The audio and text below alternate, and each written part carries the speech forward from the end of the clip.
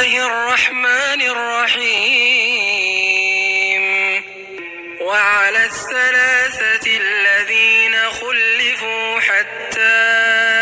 إذا ضاقت عليهم الأرض بما رحبت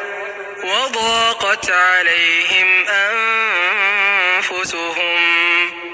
وظنوا أن لا ملجأ من الله إلا إليه ثم تاب عليهم ليتوبوا إن الله هو التواب الرحيم.